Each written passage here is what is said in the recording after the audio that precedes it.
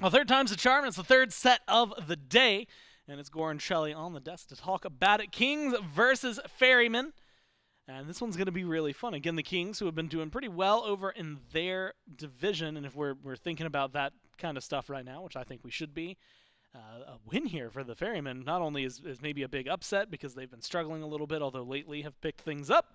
It also would be great for the Ravens and for the Hounds, who are just on the heels of the Kings. So, Shelly, I think that this set has a little bit more going for it than maybe it would at a quick glance, right? And once you start peeling back the layers, and it's that team behind you that has maybe a lot of the pressure on them to perform.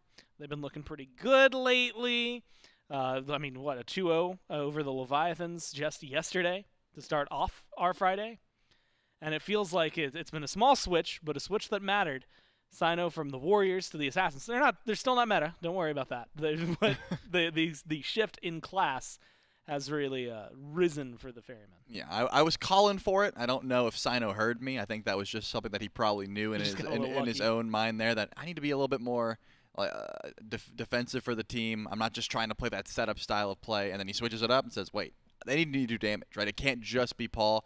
CycloneSpin and Paul, however, I think they have been having such a good comeback, I would say, because they were looking so down. The whole team in its entirety was kind of just Paul that was able to do damage. But I've been super impressed with Cyclone in particular. Yeah. I think I got to cast that game. He was frontlining. He was the forefront of the team fight. He was not hiding in the back line. Cyclone is just feeling very dominant.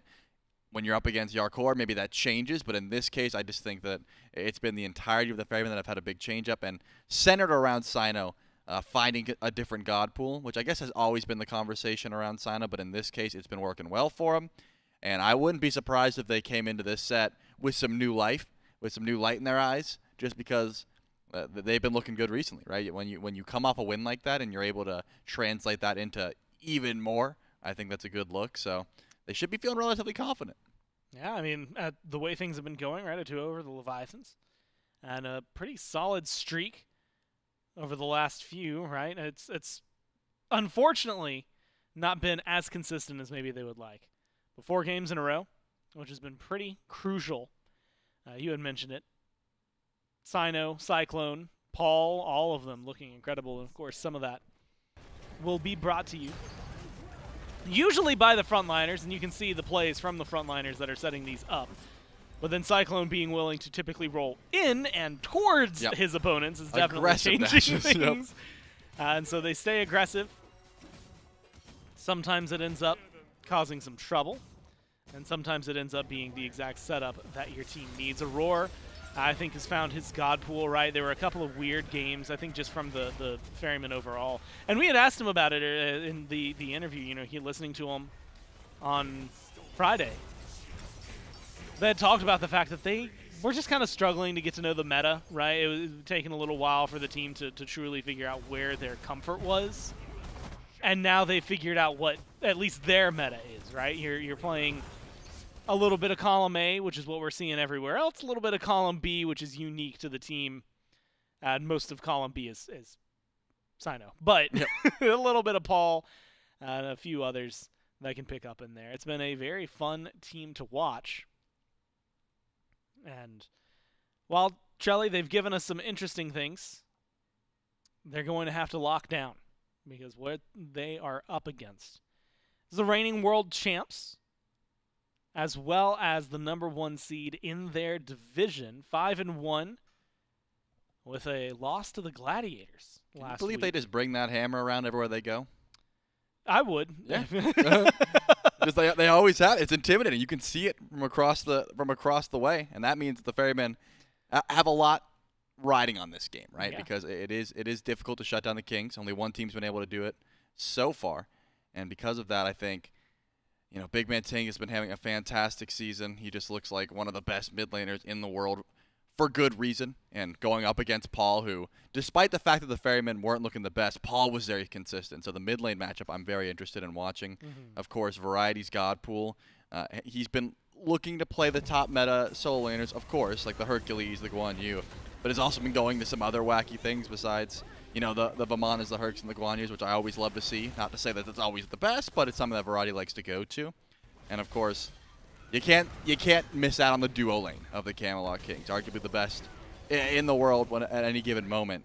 Genetics and Jarcorrr have just always looked so impactful if they're able to, pick two synergistic gods and just look for some early pressure. Yeah. One of the few duo laners that actually look to scrap and not just sit back and farm. They want to find fights, they want to pull relics, they want to get active, and that's the kind of lane matchups that you gotta love to watch. The ones that are actually trying to fight and trying to force whatever they can.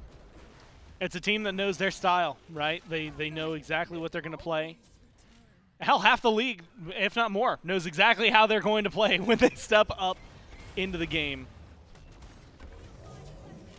And yet, sometimes there's just nothing you can do about it. They're going to force you to play their game and control things. Have to give shout-outs to you. Had mentioned it, BigManTingz on the Giannis, hitting a lot of those crucial shots.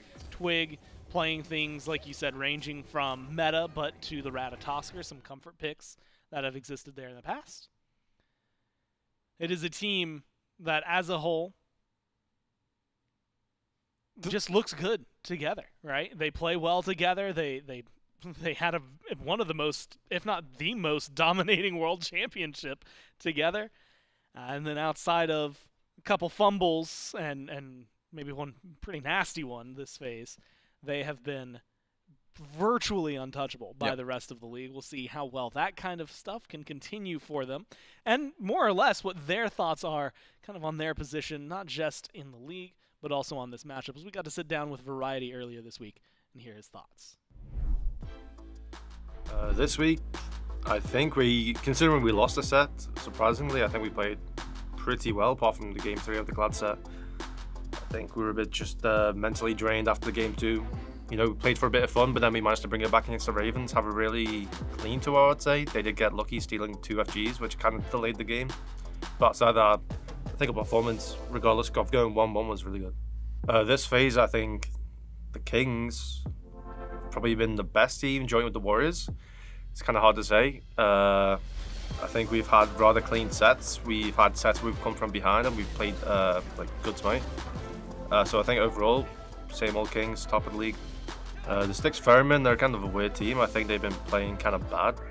I think they kind of just rip random picks. I think Aror's trolling with his god pool a bit.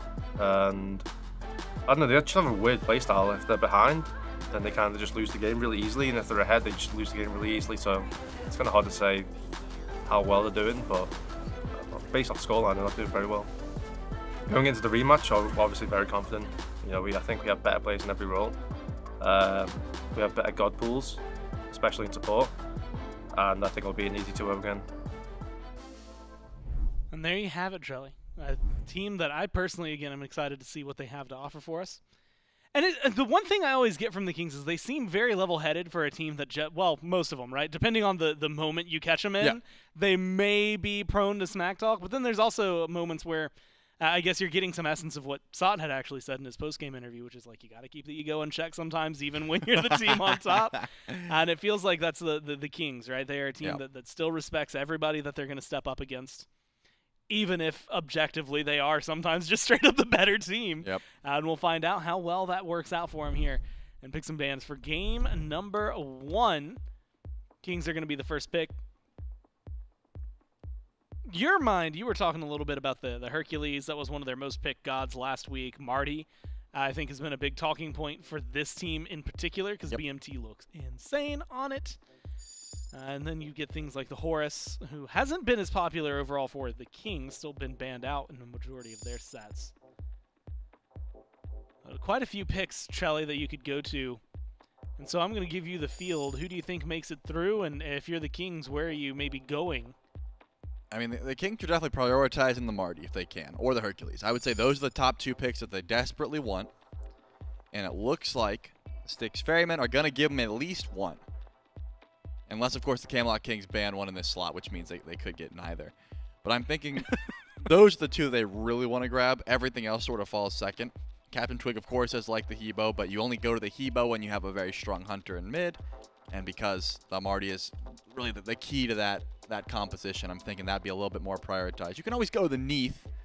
It's just a little bit different. You lose some of that prod tread, you gain a little bit more CC, you lose a bit of that burst damage, you gain a little bit of that CC. Neath is a lot more control-oriented, whereas Marty's just like, hey, don't walk close to me or I will half-health you. Yeah. So I think that may be where the Camelot Kings are sort of angling this composition. But it's all up to the Ferrymen here. Are they going to give up the Hercules, the Marty? Are they going to give up both so they can grab one? Of course, Baskin looks phenomenal on the Hercules, and he's one of the few members of the SPL that aren't building Golden Blade. He just builds like full tank immediately and tries to get aggressive. So that could be something the Camelot Kings look towards.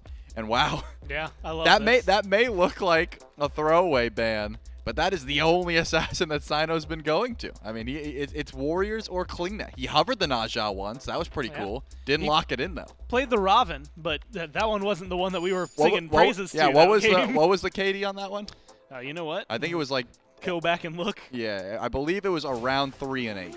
I could be wrong about that, but it looks like the Vamana is a little bit more prioritized, and that's smart because the Ferrymen don't prioritize the Marty. I mean, they could grab Herc Marty here, but Paul doesn't play it, and he's not going to want to go to that. 5, 9, and 7, which, you know, if you ever are curious at home and you want information like that in an instant, you can do what I just did and go to SmiteProLeague.com and just click on the final scores to go take a look back at what it was. 5, 9, and 7, not bad for the Raven, but when Cyclones 10, 2, and 9 right beside you, you kind of know where it's going to be. Surprise, surprise, though, Trelly, you had said Hercules. If it wasn't the Hercules, you had gone to the Marty. They choose neither, and they lock in the Vamana for the Kings, but because of that, they give up the Ram and the Marty. Yep. Both of which have been, well, I should say, both have been treated pretty well. Ram was top 2'd by the Ferrymen both games on yesterday and won both games because Cyclone looked absolutely insane. Well, this is aforementioned 10, 2, and 9. This is as smart of a play as you can get because the Camelot Kings didn't want to grab the Hercules in that spot. They really did want to try and get the Marty, and Paul hasn't played it. That goes to show that he said, yeah, I've got a Marty. I just haven't showed it to you. The Styx Ferrymen, I think, played that perfectly. Not to say the Camelot Kings didn't just grab Vamana, Nox, and Hercules, which is insane. That's a fantastic top 3.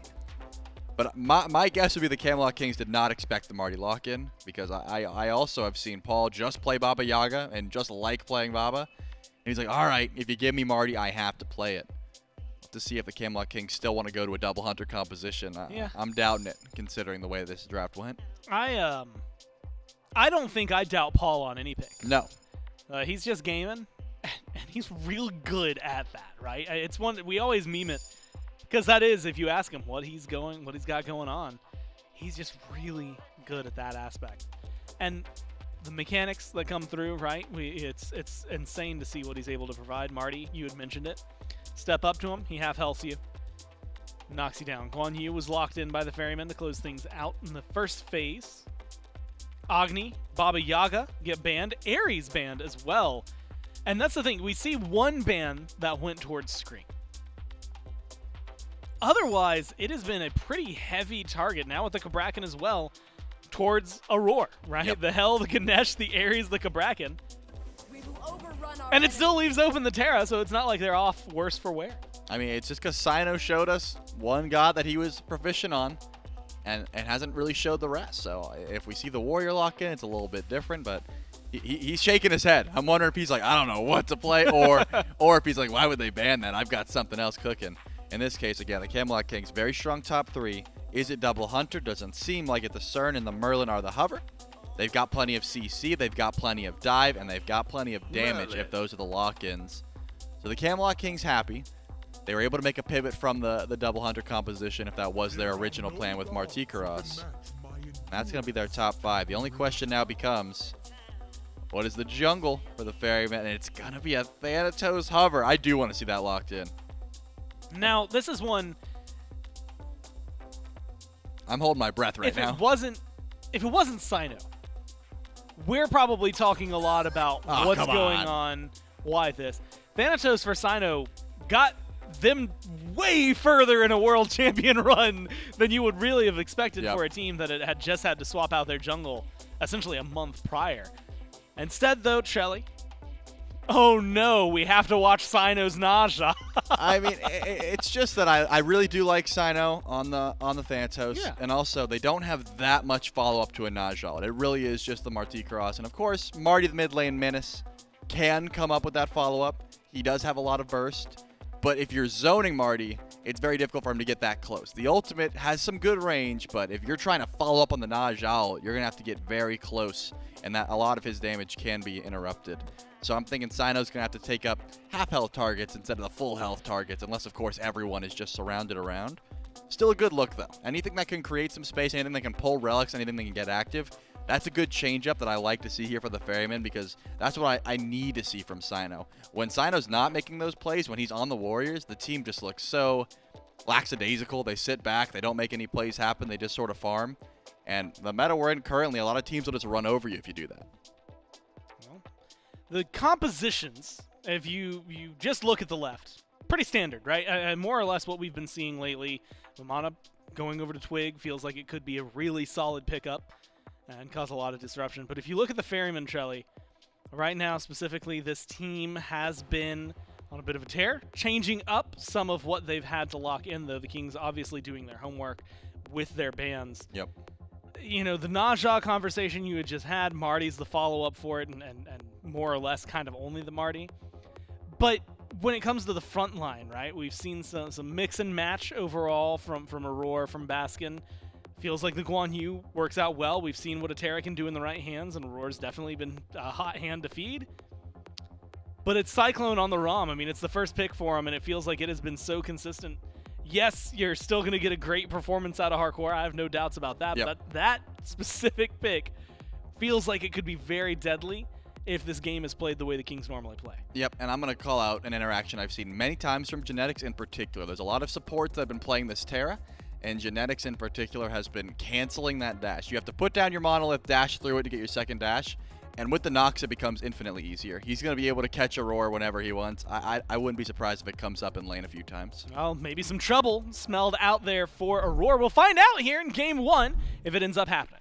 It's the Camelot Kings and the Styx Ferrymen, our final set here on SPL Saturday. It all starts off now in game number 1. It's J-Mac, Mifflin, and Doug here to bring the action for our first game of the third set. And Mifflin, maybe a little bit of concerns for the Styx Ferrymen. We talk about damage stacking all the time. You put maybe too much into one type of damage and trying to balance that out as much as you can. Typically a 3-2 split. 4 physical for the Styx Ferrymen. Their only magic damage comes from a roar on the Terra. Does this bring up maybe any concerns to you as the game continues to scale a little bit later? You know, if it were ranked or casuals, and I feel like I have to speak to those people because a lot of it, what we see in the SPL just happens to happen in my ranked games as well. Yes, but this is competitive Smite, and there are tools within the composition of the Styx Ferrymen to alleviate some of those pains that could be leveraged with good coordination. So Paul, a good deal of defense shred, 40% in kit. Baskin has the Talu Assault also for defense shred. So so long as the Styx Ferrymen are on the same page, should be able to deal with the tanky targets, the Camelot Kings, very well. Physical defense is worse than magical defense. If it's a 4 mage draft and you stack up just tons of magical defense, there's not a lot of great options. Hunters are afforded very good options for dealing with physical defense stack. No matter how much defense you have, kin size is going to work, right? No executioner is going to work, and it's going to work well with your allies. So could go crit, could diversify your damage in that regard. Can't believe that happens. What are you doing? Genetics dashes out of position. Oh, he's chilling. And he lives this. He lives this, and Jarcorrr just dashes up aggressively. Variety's dead, though. Variety dies. What in the world is happening in the first 40 seconds of this game? Genetics should have died there, did not. Are you sure? I feel like that's something you've practiced. Genetics is not doing that on accident. No, you know what? That's fair. You're not really accidentally dashing through a wave, but, you know, in my games, he should have been dead there, but definitely maybe not at the competitive level. First blood, though, to the Styx Ferrymen, because Baskin gets a solo kill on Variety. Yeah, I could not tell you how that happens. Driving Strike stops Talu Assault, so you'd think the bulk of the damage from Guan Yu, especially in the early game, pretty easy to deal with. I just gotta assume Variety was tanking up wave a little bit too much, or maybe eats a tower shot himself. Otherwise, I do like, now that I've seen what that start with Genetics is about, I do like how that operates. Dash through wave, distract the Styx Ferrymen. They're gonna try their best to turn on you. Immediately pops his own horrific emblem. Just say, hey, it's gonna be a little bit more difficult to hit me, to secure this kill. all the while. Jarcorrr didn't seem concerned, did he? He wasn't stepping up to peel out, wasn't trying to get involved in the fight. He said, I'll clear the wave. We're going to tick over to level 2. And had the Styx Ferrymen not backed up in respect to Genetics positioning, likely would have just died to the Shadow Lock on top of the wave that the Ferrymen had not cleared themselves. So I like the idea from the Camelot Kings. I think had it been any other team, or maybe 9 out of 10 times, that likely would have resulted in something pretty big. Maybe poke someone out or something like that. Baskin nearly goes down to tower. Variety tried his best to body block as much as he could inside. This solo lane is the Wild West of this game more than anything. There's been more action happening over here, more damage taken between these two than anywhere else on the map so far, and doesn't seem to be slowing down anytime soon. Variety just getting bullied out by Baskin so far. Baskin falling under the tower for a moment there, and Cyno going for a back speed invade on the duo side of the map. This game, the pacing and everything that's going on so far just hasn't really lined up with what we're traditionally seeing from these teams. Now it's Cyno over here, stun on top of Genetics. Rebound's already used, but a Shadow Lock to hold Cyno in place. The buff is stolen away by the Styx Ferrymen. And then that's now in 2 buff invades by Cyno. Big invades on the left from Cyno. So what is CaptainTwig up to? He's not defending his own buffs. Instead, looking to invade on the right-hand side. Red buff stripped away, and speed buff likely not too far behind it. CaptainTwig has got the safety of just being Vamana. That dash will get you out of a lot of really sticky situations. Surprised to see that. Maybe it's a call that Cyno is no longer in lane, so you're concerned that he's going back to base, and where jungler is going immediately out of base, it's towards their speed buff, but a missed opportunity for CaptainTwig. Doesn't have the bird's eye view that we do, would rather take it safely. Will head himself back to base, at least takes away those small camps from Cyno. They're denying him a bit of farm there, but could have been a bit more there for CaptainTwig. The Styx Ferrymen have really picked up the pace here in Game 1. This is not the standard pace that either of these teams have elected to go for in the past. When I think of the Styx Ferrymen, when I think of the Camelot Kings, both of them a little bit more late game slanted, love playing for the team fight. It seems the Styx Ferrymen have said, look, Camelot Kings have been the best at late game team fight style of play for a very long time. Let's make something happen early. Keep them guessing, keep things moving. And as you stack up these layers of entropy, I call it a mental stack. The more you have to think about, the less effective you are in each individual moment. Camelot Kings falling slightly behind because of the first blood from the Styx Ferryman solo laner Baskin, but still keeping pace with the Styx Ferryman. Just now we do see Paul at least go back towards that speed buff, recognize that CaptainTwig, in fact, did not steal that one away, only his red buff that's still sitting on the ground. Instead, it was the larger of that speed buff still kept up there, so he and Cyno at least got to relish in the fact that there still was a camp, still was a buff there for them to be able to pick up and get that XP for. Keep themselves going on pace. Speaking of pace, BigManTingz, he's been really setting it for himself in the mid. Level 7 already, level up over Paul. And on this Merlin, a god that will take a little while to get there, but a couple items deep, and Merlin's power spike already hits pretty hard versus Martichoras. At least a similar level there. Big grouping up over here for the speed buff. CaptainTwig, wonder if he's trying to maybe get active towards this mid lane. Aror stepping up, could be potential pick, but with no BMT there, no chance of a kill on the support. Yeah, and Twig does not do enough damage on his own to actually deal with the support player himself. Once he gets some crit, once he gets a little bit more damage in the build, then you could start focusing out the tankier targets, but Vamana, damage just inherently in kit, not exactly the highest, so especially when compared with more standard assassins. So the early game for CaptainTwig is all about farming up, getting to that point of the game where you can become a bit more autonomous in your rotations, start getting a bit more active on these tankier targets. For now, it's the Camelot Kings being a bit annoying on map. Purple buff. I'd call it an invade attempt. Wow. Was that successful? That was a basic. 41 damage. That's all it takes sometimes. Weaves it between the enemies. That's why we say Genetics is one of the best, man. He is always looking for these small opportunities. The Nox already off to a nice start. Trying to keep him honest. You have to keep him honest there. I suppose Aror just not respecting the auto attack damage from Genetics, and why would you? I wouldn't have. It's an Nox with no damage items, yeah. You know, with no shot, you steal it with a basic attack, but Genetics does just that. And that keeps setting up for the Camelot Kings. keep on par with the Styx Ferrymen. Variety relegated sitting under this tier 1 tower, half HP on the Hercules. Does have Golden Blade, so it's clear a little bit better to try and match up against Baskin, but Baskin has not given him any room to breathe in the solo lane. Haven't even seen Cyno rotate that side of the map. That is all just pressure from Baskin up against Variety. Turns out getting first blooded on first wave, not so good for your laning phase. Variety struggling with the consequences of his actions, at least for the next few minutes. Could have a rotation from CaptainTwig a little bit later on. Won't be able to do a whole lot while Cavalry Charge is available.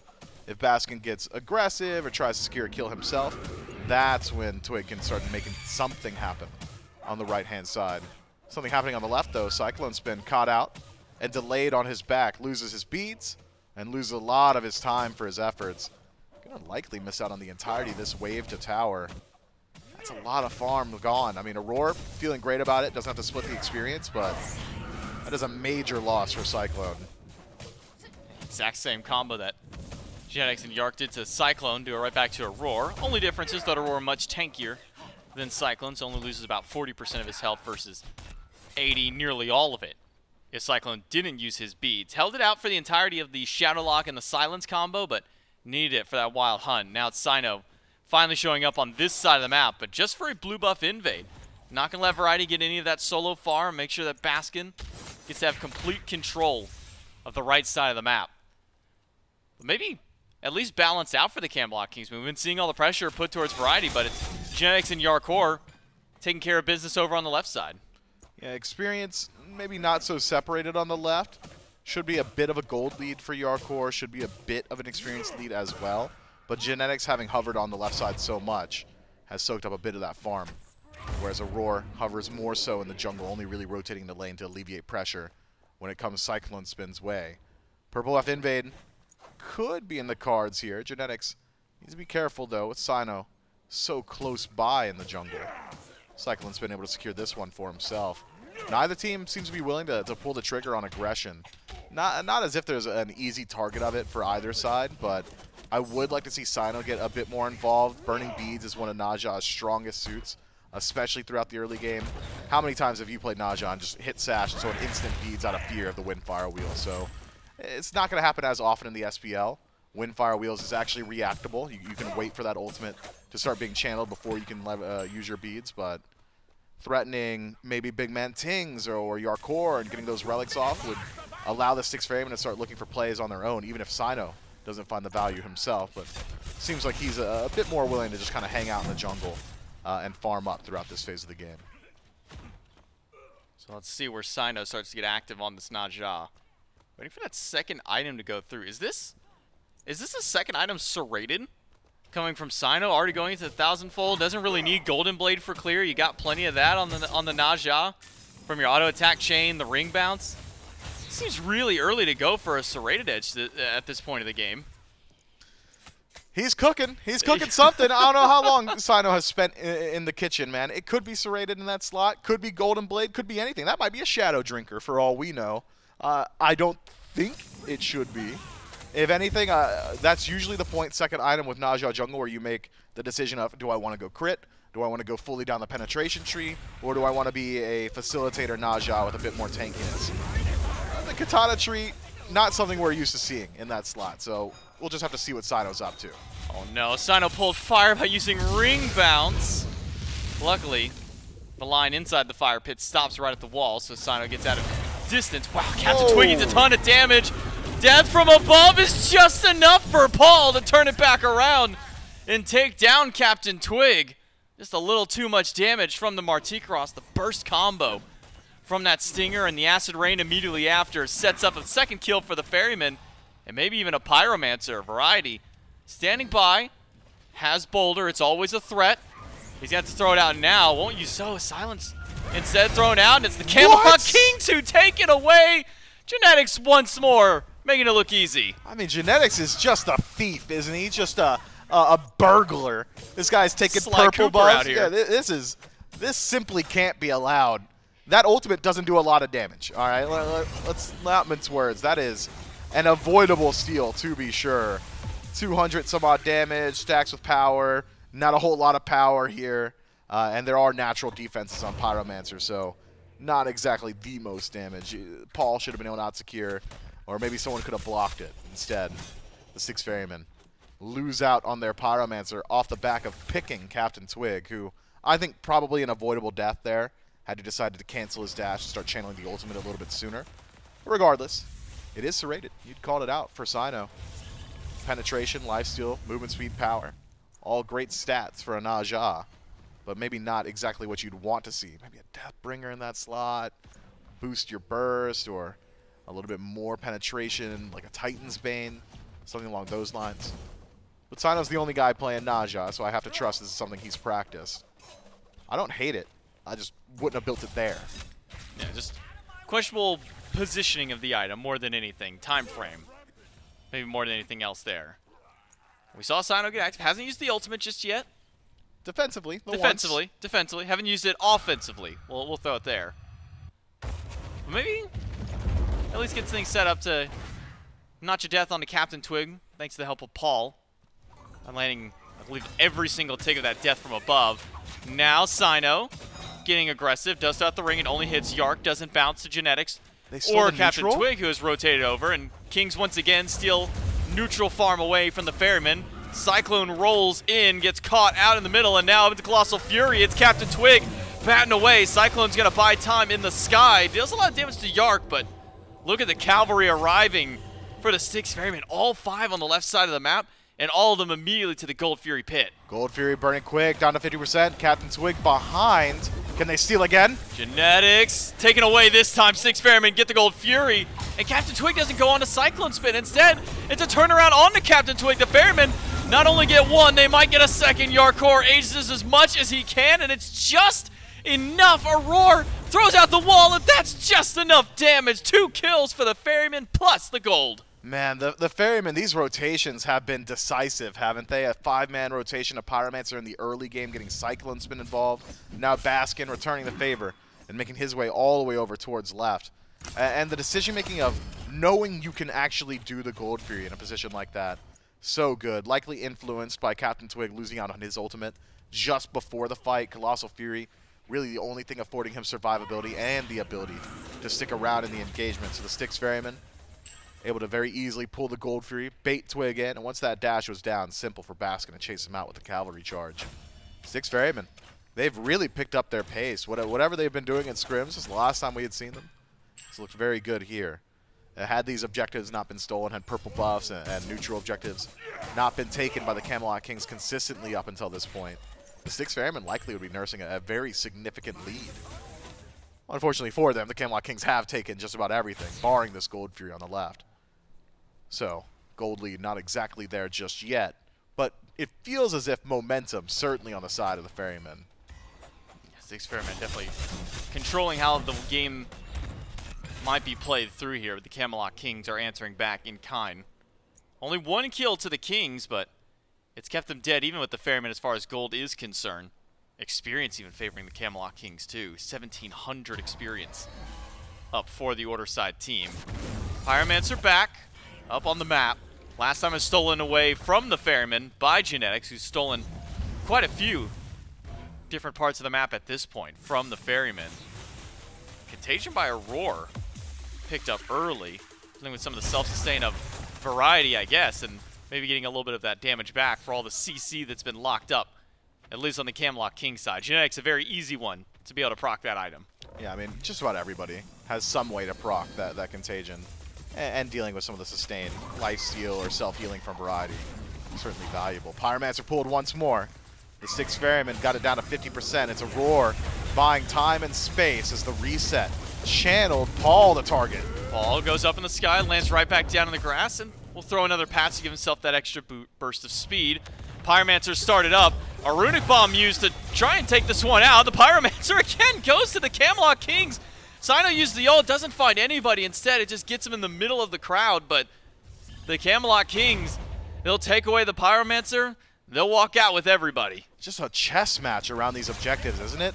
Okay, well, we've got it right in threshold. Bomb not on the mark. Variety there to secure with the driving strike. And he's also the getaway driver for Genetics. Jumps into his shadow and works his way towards safety. The Styx Ferrymen try their best to chase out Cyno just off the mark with his ultimate. Had he taken anyone up into the air, They would have died on landing. Styx Ferrymen, I think, correcting their decision making to pull the Pyromancer, not ideal in the execution on field, as the Camelot Kings take once more an objective that the Ferrymen had decided was time to fight over. The Camelot Kings, it's this counterpunch style. It's got to be so frustrating to play against. Every single thing that the Ferrymen have tried up until this point, just nearly working out. And then that final burst of damage, always the Camelot Kings, be it shield camps, purple buffs, pyromancers. Not Gold Fury, though, and that is spawning shortly. And the Styx Ferrymen, seems like they're not going to let off the gas. Baskin already starting to hover a little bit more so towards left, but with teleport available, has time to head back to his lane, clear out a few waves, then join his team. Has already lost his tier 1 tower in his lane at this point through. Styx Ferrymen grouping around. It's just the dual lane immediately at the Primal Fury, but Variety is beating Baskin to the punch. He's already made his way to the left side. The Camelot Kings fully stacked as 5. Baskin heading back to base. He'll now pick up his full teleport and rejoin the squad. It's a full 10 stack on the left side. Primal Fury started by the Ferryman, half HP already. Jax has taken a couple of things so far this game, but he won't do it this time through. Primal goes to Styx Ferrymen and maybe a couple more kills. Variety caught out and taken down, up from the sky and down to the ground. Genetics throws out the silence, but the snipes from CycloneSpin are good. 2 more kills for the Ferryman and yet another Fury. Man, Variety looks squishy, doesn't he? That's all that defense shred from Baskin and Paul putting in work. The Styx Ferrymen loving their odds now in the team fight. 2 dead for 20 seconds. Why go for the tower when the Fire Giant's on the map? Ferrymen are healthy, and Jarcorrr is all the way in left. The only thing that could stop the Fire Giant from being on all 5 members of the Ferrymen is a miracle steal from CaptainTwig. CaptainTwig, surely he's got to know this is happening, and is just giving this one up to the Styx Ferrymen. 1840 on the clock for the Fire Giant. Styx Ferrymen started out this game explosive. It was such a slow first, 5, 6 or so minutes of the game. Not a lot's happening. Maybe a small kill here and there as far as the solo lane, but all of a sudden it really feels like the ripcord has been pulled.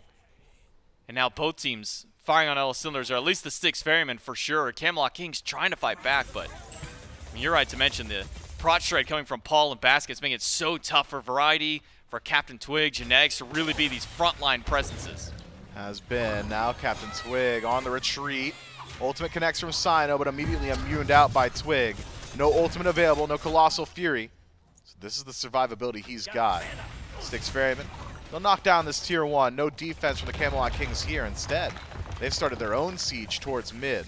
Uncontested, Jarcorrr will work quickly through those towers. Has a minion wave to boost his speed. Styx Ferrymen, unperturbed, remain grouped as 5 on the right. Should be forced to reset soon.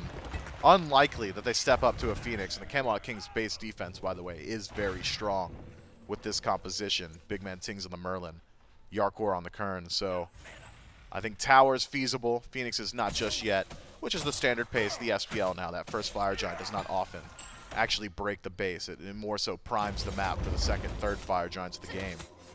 Styx Ferrymen, even with their Fire Giant power play, have not extended the lead just about at all. The Camelot Kings, clean on map, have been able to fight back everywhere. Tier 1 and 2 on left, a Tier 1 in mid. Map stayed significantly better for the Camelot Kings than the Ferrymen. Yeah, somehow with the Fire Giant, the Ferrymen have done worse with pushing up the map than the Camelot Kings. Negative gold diff. Pyromancer does get secured by the Ferrymen, so another Runic Bomb potentially in pocket, but who cares about that for now? If you can get a kill on the BigManTingz to start it up. Odd ultimate combo usage by Cyno and Paul, but they both get the job done in taking down BigManTingz.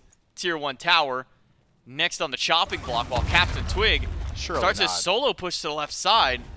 He's got 3 items and a minion wave.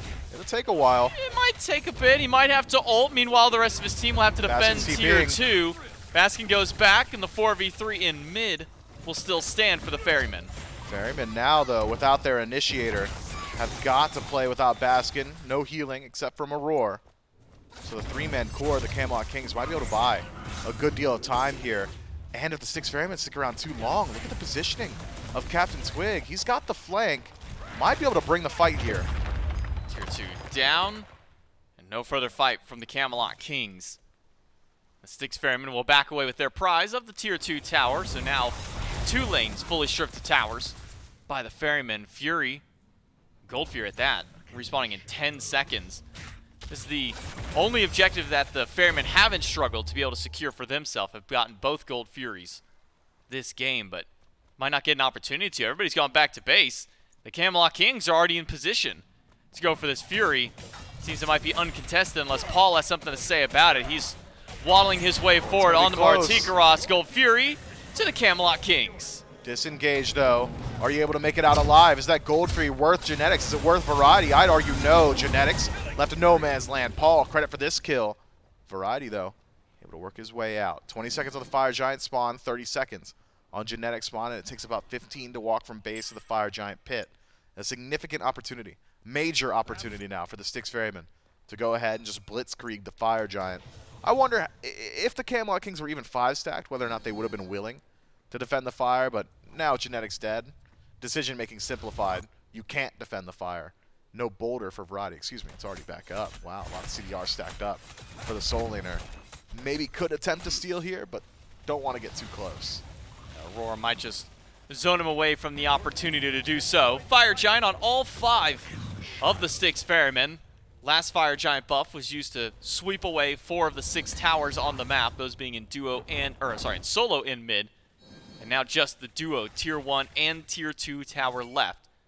It seems that might be the answer for the Styx Ferrymen to head towards right away with no Fury left on the map to deal with. So now, as we start to push towards our second siege, Mifflin, do you think that maybe this one is much more within grasp of the Styx Ferrymen to try and go for some of these Phoenix? They've gotten a chance to go back, spin up some of that gold. Is this a bit of an easier time for them to try and push in? It could be. So far, every siege from the Styx Ferrymen has either been a numbers advantage or maybe the Camelot Kings are pushing elsewhere on the map. We haven't seen a true dedicated defense attempt. So Tier 1, Tier 2, I think guaranteed here for the Ferrymen. Phoenix Siege, certainly going to be attempted, but difficult up against this Merlin, up against this Kern.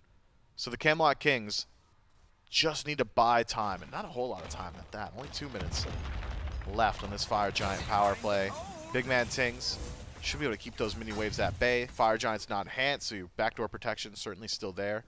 And the traditional 4-1 split, I think, still favors the Camelot Kings. I trust this Vamana a bit more in that 1v1 up against Naja than I do Naja and vice versa.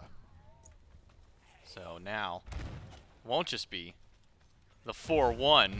Attention divided by the Camelot Kings. They're bouncing back and forth between which Phoenixes they want to defend. Though not a lot of damage coming from the Styx Ferrymen just yet on the first wave being pushed in. Most of that health will be re-sustained. But it will be up to BMT, up to Yark to make sure to keep that defense going through. It's 2v2 over in mid. Baskin and Cyno putting some decent damage up. Ring bounce between Variety and CaptainTwig. Variety taking to the sky. I don't think there's enough damage to take him down yet. Snipes from CycloneSpin aren't enough. Variety forced back to the base, but still no damage done. At least major damage done to one of these birds just yet. 50 seconds left in the Fire Giant power play.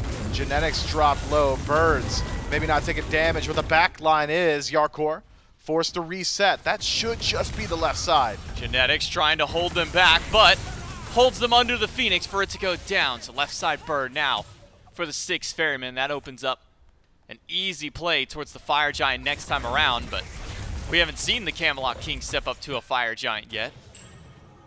It might be even harder for them to try and step up to one now with the most important Phoenix on that siege taken away. Styx Ferrymen with their last few seconds will head back to base, spend up, and try and finish up some of these items, but it just felt like the Camelot Kings have been a little non-confrontational these last couple of team fights. I mean, I haven't seen the damage output to give me confidence in their ability to get confrontational. Why get in the enemy's face if you can't kill them?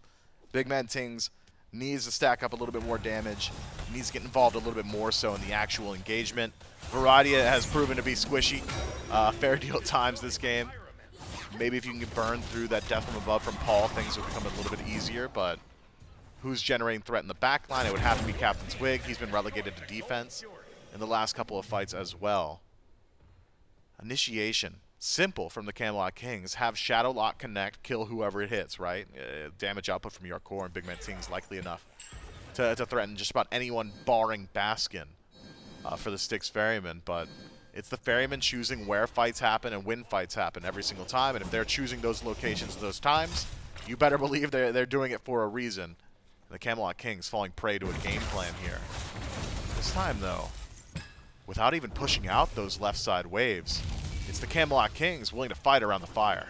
They step right up. Aror to the front line as well. CaptainTwig gonna beads away from Cyno. Both junglers losing out on a good chunk of their HP. Cyno with some sustain in kit and help from Baskin and Aror means that he won't need to fully reset. CaptainTwig, on the other hand, he will and start defending some of these minions, but he only cleared out the one wave. There's another one about to pour right in.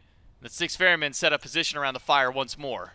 Minion wave in the base of the Titan. No lucky spawn there for CaptainTwig. Variety trying to buy some space, taken to the air immediately. Cyno crashes back down with Variety, but the damage isn't there for the Ferrymen yet. Boulder used, double push by Variety. Cyno's low, Cyno's gone. It's CaptainTwig who gets one, and CycloneSpin close to follow, but Paul up in the sky will take down Variety once more. And the Fire Giant now reset by the Styx Ferrymen. The Camelot Kings have done their job, and they've stopped the fire siege from the Ferrymen. Fire Giant still alive, but still under threat. Styx Ferrymen can reset, and Baskin will not allow the same luxury to the Camelot Kings. All the while, left side, still more minions leaking into the base of the reigning world champions.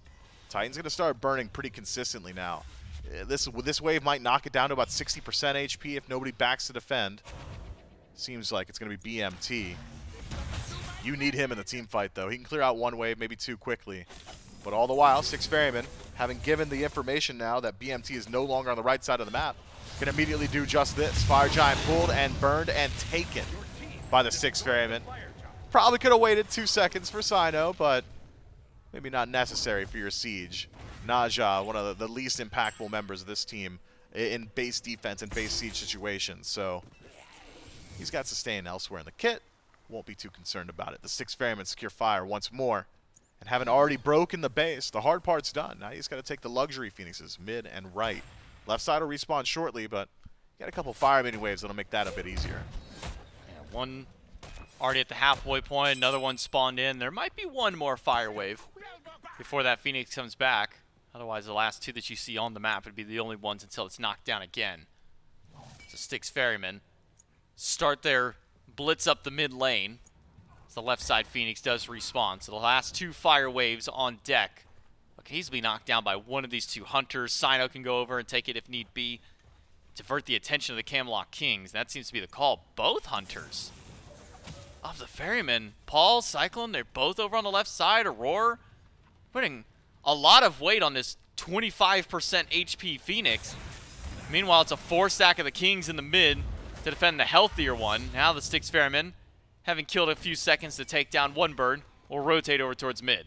But you have to keep dealing with these enhanced minion waves that are starting to work their way into the base. The Titan, although will regen on reset, needs some time to get some of that HP back. Styx Ferrymen trying their best to play with their time. Initiation onto Variety burned quickly, but the turnaround there as well. Genetics locks down Baskin. Good deal of damage immediately afterward, but taken to the air for his trouble. Cyno will remove Genetics from the field for a moment while Paul tries to remove the health bar. CaptainTwig goes to the back line, and it's immediately punished for it. It's CycloneSpin on a killing spree. Snipes from the sky. Second one misses. Third one does clip BMT. He's forced to go back. It's just the frontliners here. Genetics stunned down, and a boulder does connect from Variety. But the mid Phoenix, the primary target for the Styx Ferrymen. They'll take it plus CaptainTwig and send themselves back to base. Baskin still has teleport if they want to. Could keep up the siege. Baskin does TP in, rejoins his team, and re-sustains them. It's only Cyno not benefiting from that fire healing. But he's got a bitten kit. Should be able to get back to a fighting condition. Right side bird, the only one standing. CaptainTwig gone for 20. Styx Ferrymen still 30 seconds of the Fire Giant power play. All raining damage on a BMT. Variety and Genetics try and step up, but Variety's at half. Baskin taken down by a Phoenix shot. Jarcorrr credit for one, but Paul's gonna take down another. It's Genetics who falls, and Paul is on a rampage. Half HP on the Phoenix. BMT trying to burn through the health bar. Cyno tries to take Variety, but he's dead the moment he makes contact. Double kill for Yark. but the damage has been done on the Camelot Kings base. Man, the Camelot Kings have nothing to lean on barring the Titan itself. Left side Bird, a good ways away from respawning. Right side will not be back up, not before this Fire Giant spawns. Styx Ferrymen in a very good position, have done all but ended the game. And it's clear that the team fight just favors the Styx Ferrymen. Their win conditions much easier. Have Paul connect damage, profit. It's a two-part plan, and both parts work pretty well, especially when it's contingent on Paul being the keystone of it. He's always there, always ready for any bit of CC that Styx Ferrymen are able to throw out. And the front line of the Camelot Kings continue to run into the same issue. One bit of CC into immediate shred. This time it's Variety, who's immediately stunned by Baskin, and dropped down to about 30% by Paul and CycloneSpin. You gotta find something somewhere. CaptainTwig has gotten into the back line and does good work while he's there, but a disengage from the Styx Ferrymen and nobody else from the Camelot Kings has got a massive HP shield to play with, so aren't able to follow up on CaptainTwig's space creation. I couldn't tell you what the answer is. There are miracle situations, obviously. You know, four-man pull in from the arcane stance of BigManTingz, and all of a sudden the team fight falls apart. But with the Styx Ferrymen playing as cleanly as they have been, I just don't see that opportunity arising. Now the Styx Ferrymen grouping around Enhanced Fire Giant on the map. This has been one that every team is willing to step up for, especially the Camelot Kings now. It's a good start. Try and get things going. It's a real Aror good corner, start. Genetics goes in, but Genetics losing a lot of HP from Paul in the backline. Boulder already expended, and only comes Aror. He's the only one out of position at this point, but Cyno to the sky. Jarcorrr takes down Aror. CaptainTwig lands right back into danger, and Baskin will force out that ultimate. Variety low in HP, and Cyclone up with the snipes. Two of them hit, the third one just off the mark, so instead it's Baskin. To try and clean this one through. Doesn't get it. One more tick, but it's ring bounce from Cyno to take him out. 1-for-1 trade, but one of the Kings has already had to go back to defend. It's CaptainTwig to hold out at the Titan. Jarcorrr takes a lot of damage and slowed. Cyno on the chase, grabs him. Are you going to sacrifice Jarcorrr? The Camelot Kings have to. Nobody able to peel out for their ADC, and it's the Styx Ferrymen, who've only traded support for 2. 40 seconds on Variety, a full minute on Jarcorrr. Who needs the Fire Giant? Might just be able to win here. 15 seconds on Aror. The Ferrymen trying to push their minion wave in. They got fire minions in all 3 lanes. Phoenix is about to respawn in mid. Already has in left. You've only got 5 seconds till a couple are back up. Now 15 for Variety at least. Aror might not even get a chance to come back in this one. Genetics throws out his ultimate, but the damage is being done primarily to the Titan. Cyno takes one to the sky. CaptainTwig being pelted by the damage of Paul, but no one's focusing on the Titan. It's all onto the players. BigManTingz has pulled out a triple kill with the help of Genetics and company. The Camelot Kings defend 3v4. CycloneSpin takes way too much damage way too quickly there. Cyno removes himself from the playfield by taking one up into the air, just simplifying the target for BigManTingz. All right, I'll finish off your ADC while you're out of the playfield and unable to defend him. The Styx Ferrymen may have had the damage, but did not have the time, and the Camelot Kings make short work of that one. Titans dropped low, though. Given the opportunity, any team with a roar on it just feels like there could be a backdoor attempt. This is the first look at a Camelot Kings Fire Giant, and it's going to happen quickly. All Baskin would have to do is get in there, slow it down, force a reset, and that would end this Fire Giant power play. That said, if anyone dies here, if Aror or Baskin falls down, that just might be a full game reset. Taking their time to try and get in the pit, but realizing they don't really have the window to do so. Styx Ferrymen lose out on this Fire Giant.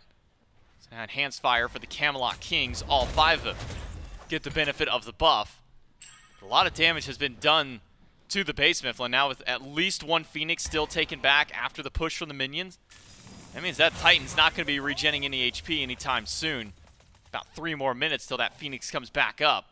And 2 weakened Phoenixes means feels like the Camelot Kings might just be playing defensively with this buff. Could be, but even then, a major win, isn't it? What is it, 3, 4 Fire Giant rotations where the Camelot Kings haven't been able to get their Phoenixes back and healthy, haven't been able to give their Titan a little bit more HP.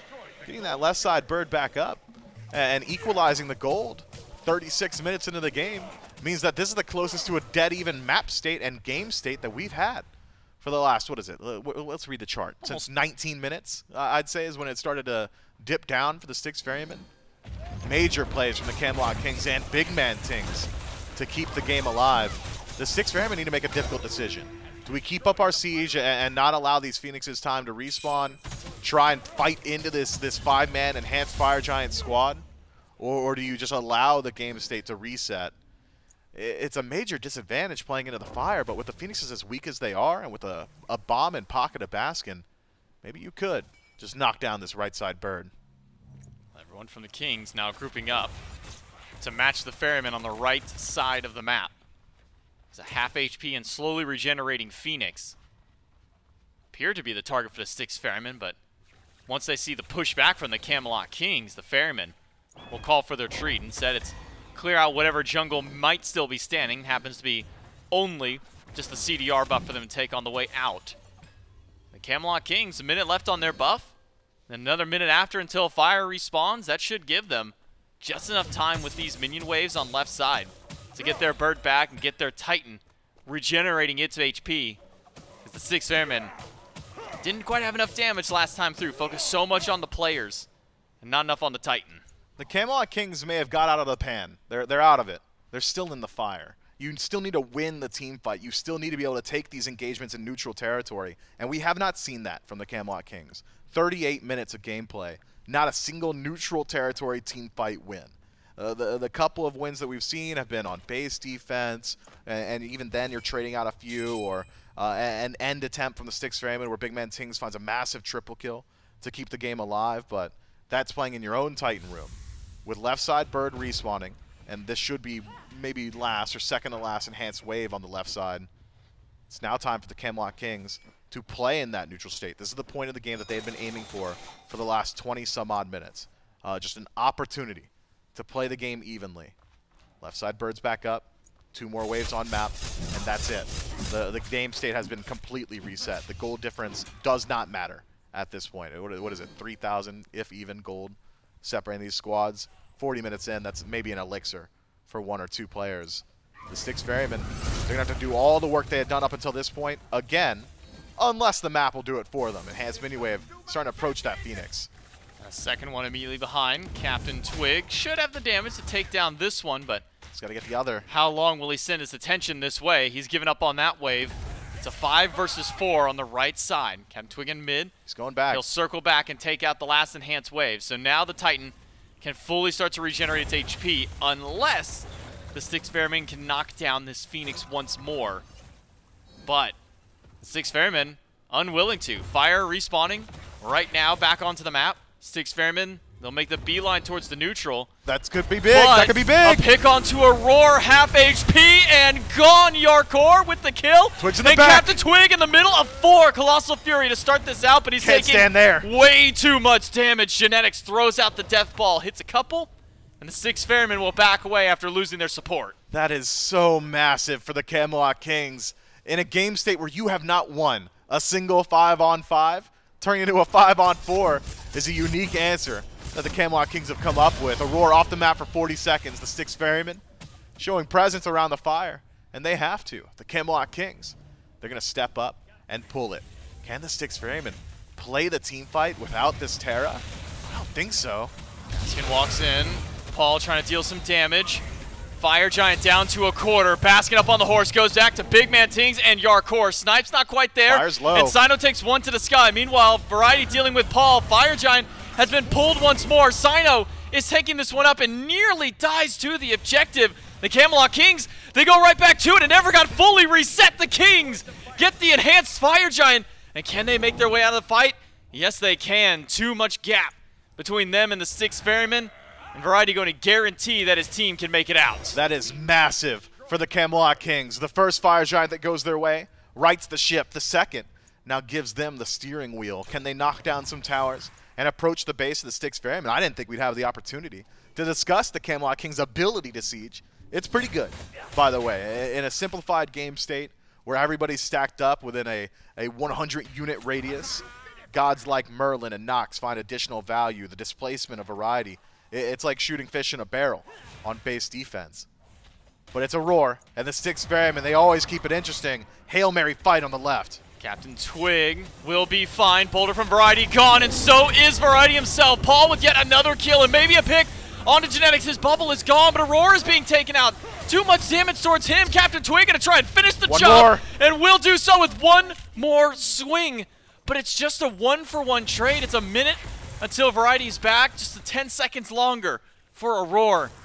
And the fight that breaks out around the Oni Fury, Batz even 1-1.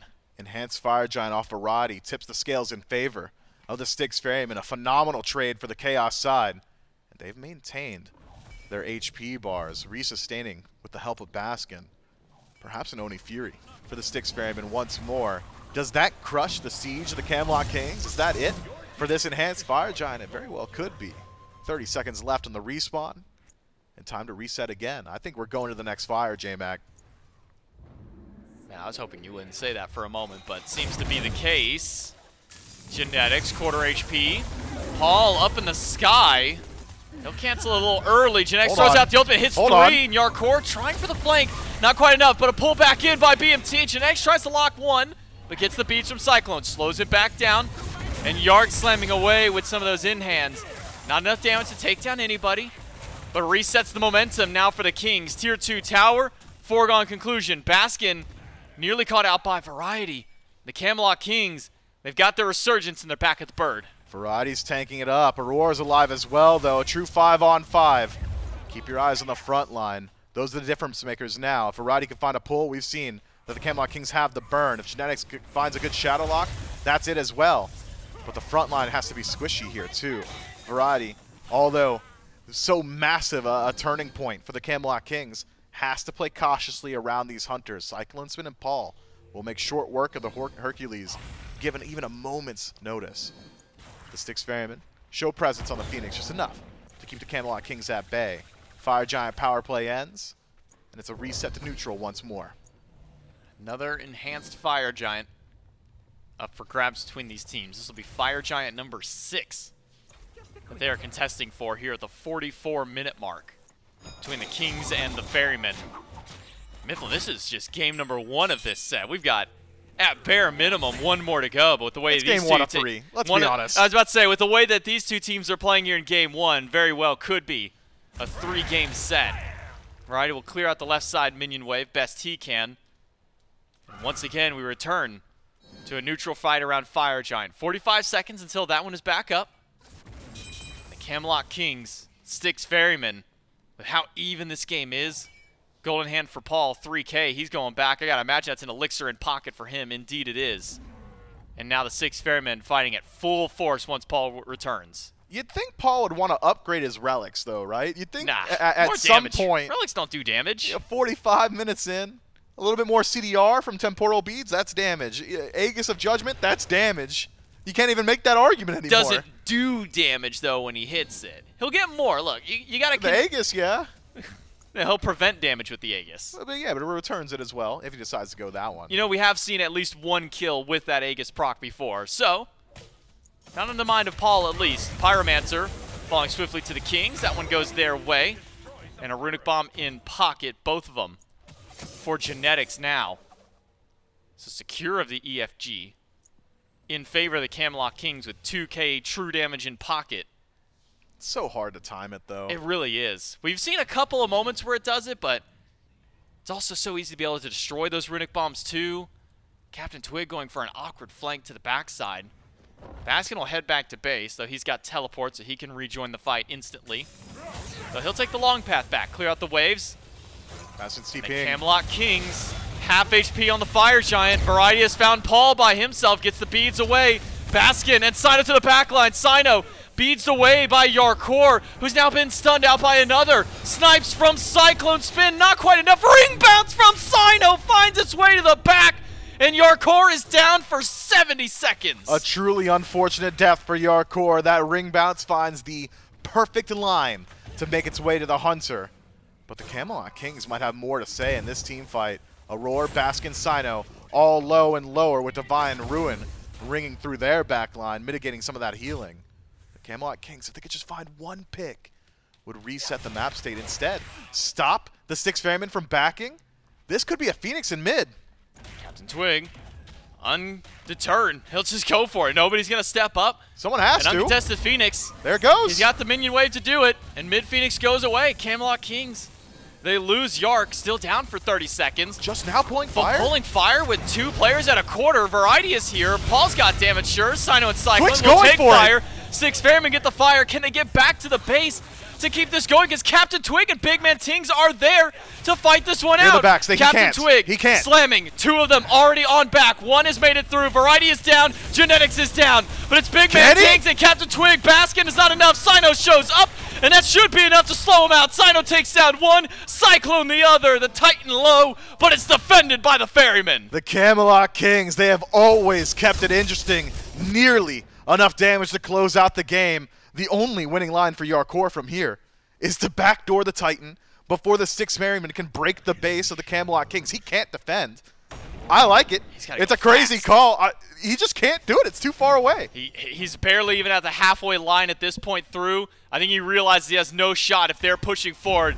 Yark has got to pull out every crit in the book to try and stop the Styx Ferrymen. That is a full force of 5. Game number 1 with that defense should go over to the Styx Ferrymen. Jarcorrr forced back into Fountain, and it's the Ferrymen who take game 1. A barn burner here in game number 1. Exactly what you'd expect between these 2 teams in a set like this on a fine Saturday. The Styx Ferrymen push the Camelot Kings to the absolute brink and win out. But they got to do it once more if they want to break the Camelot Kings. Really a lot of limit testing between these 2 teams here. The siege potential for the Ferrymen, the siege defense from the Camelot Kings, and the script gets flipped a little bit there at the end as the Camelot Kings try to push their way into the base with the Styx Ferrymen hold them back at that point. And that last little team fight around the Fire Giant, where when your frontliners are both at a quarter HP, you don't expect a Fire Giant pull at that point, but just 2 minutes damage from the carries take down that objective. Team fight after, not quite enough time bought for CaptainTwig and BMT. Man, had Variety just survived for 5 more seconds, call it 2 more seconds, right? That could have just been GG for the Camelot Kings. Thin, knife's edge between both these teams, where literal seconds matter as much as they do. It could have gone either way. A back and forth game number 1, but this one goes to the Styx Ferrymen. Can they close this out in 2, or are we going to have our 3rd game of the day go all 3 games? We'll find out all that and more in game number 2 right after this break.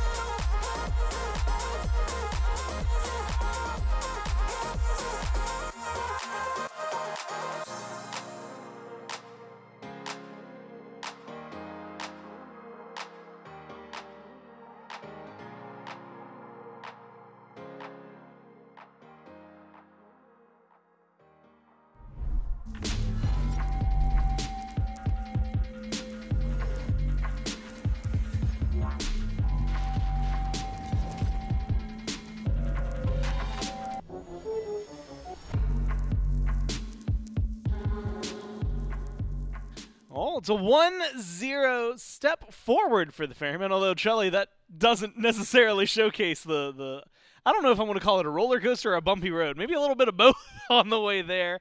And, of course, the Ferrymen end up looking good as they come back from a comeback from the Kings. And speaking of coming back, the Mythical Market is back as of right now, so you can go ahead and pop into SMITE, see what exclusive deals the market has generated just for you. So make sure that you're checking out what is awaiting for you in the Mythical Market. And, of course, I keep wanting to say Mythical Market, by the way, because of that bit. I thought it was the Mythical And when Market, I said Mythical Market, I actually thought I was saying the wrong thing, despite the huge words on the screen telling me that it is, in fact, the right phrase and the right thing to do. If you're at home right now, look, it's Saturday night. Might as well pop into SMITE and play some games Saturday night. And we're getting into some more SMITE, Trelly. One game down between these two, Ferrymen and the Kings. And we see some defenses. Yep. Triple kill from Tings. All of a sudden, the horizon's looking like we're okay, at least going to the next fire giant. Ferryman's still in control. And then suddenly it gets a little shakier, and all of a sudden we're crawling more towards, well, maybe the Kings can win. Unfortunately for them, Trelly, they come just a little shy of getting that victory, of getting the turnaround. And what was a almost perfect game from a lot of the players of the Ferrymen, they turn around what was a base, not even a base race. Them racing back to their own base to defend. Right. It started out with CaptainTwig just goes for the split push, right? He's going to grab the Phoenix, get back, fight for EFG. Seemed like a good call at the moment.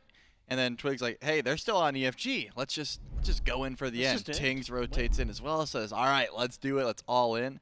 I'm a little perplexed by the ice stance. I mean, it didn't matter. Clearly, they didn't have the damage, but I'm pretty sure he went to ice. Maybe he was worried about the fire stance getting stunned out. Either way, they didn't have the damage to end, and of course, Baskin comes through, and then it's just Yark versus the world, and he's just like, all right, I'll go back door. He gets halfway, goes, I can't do that. You know, it was an unfortunate series of events there for the Camelot Kings, but as you said, a comeback of a comeback, a very intense game. And create some fun as we move into picks and bans for game number 2, right? A lot more riding on this set, and maybe riding on the Kings. They have not lost a whole lot of sets since picking up Jarcorrr.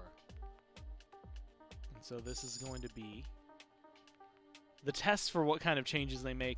And you have to remember, Trelly, Hell, Ganesh, Kleena, they focused a lot on Aror. For a while there, Aror was like 008 or something like that. The backlines were just fine. The one ban that gets thrown towards Cyno seemed just fine because he goes for the Naja anyway. And so the Ferrymen, despite a composition that maybe wasn't as standard, still look great. And now the Kings are going to be changing things up. Ganesh stays the same, but the Guan Yu goes on that list. The Naja goes on that list instead of the Kleena. Aphrodite, Hebo, last time around this was Horus. And that is going to stay the same. So the Kings are making some adaptations. The Ferrymen, despite the way it ended, were in control a majority of that game, and they're going to keep most of their bans, or all of their bans, the same. And there it is, as you said. Marty that had to be the switch goes up. first. Vamana, not greater than signed Marty. I don't care what anyone says. Twig had a fine game, but this was the pick. This had to be the takeaway. You give away Vamana, boo-hoo.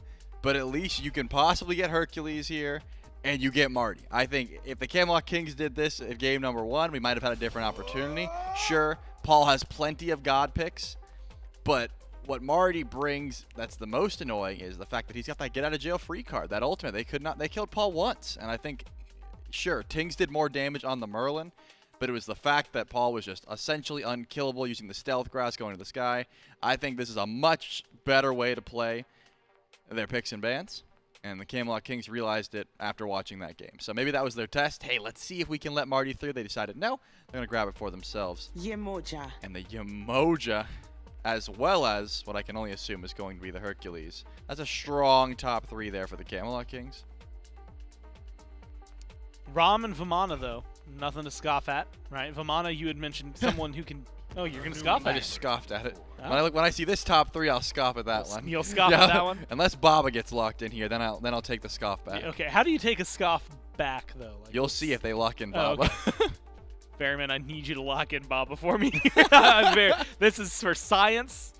This is to test a hypothesis. Actually, I don't have a hypothesis. This is just for testing. We'll see what they end up Yeah, with. if you think it's not possible to take a scoff back, then this I just want to know what sound that makes. I hope you don't have to know. Oh. It haunts my dreams. Yeah, I was talking a big game here, but I don't think I know what would happen. In this case, you're right. The Vamana and the Rama, very strong top 2. Good top and 2. I would think, yeah, Paul's pick here before that second wave of bans, but it looks like they're going to grab the hell. And I don't get to hear what a scoff take back. You don't get to hear it, and you can assume that pick's not going to go to Paul. I've seen a few mid-hells. They did fine. Paul has a great hell. I mean, I guess it could be flexible, but for me, that's probably going over towards Aror. We'll see where the King's inclination goes as they get ready for their bans. How do you like the healing, though? I know that's been kind of the conversation lately. Seeing Afro, Yemoja, Guan Yu, Hell, like a lot of the healers, and a patch that was nerfing healing, but maybe passed a bunch of buffs otherwise to these gods. Yemoja plus Hercules kind of self-heal versus what Hell's bringing to the table. Do you have either of these teams that are standing out just purely based on sustain? Not particularly. I think that healing is just going to be so prominent for both of them. As long as you're able to just stay in the back line and heal up. And, you know, the in-combat healing definitely changes things. I think Hercules is a lot stronger in that regard, but I assume it's just going to be an out-of-combat sustained battle, then go back in for the all-in, which, you know, no team really has the clear advantage in that regard.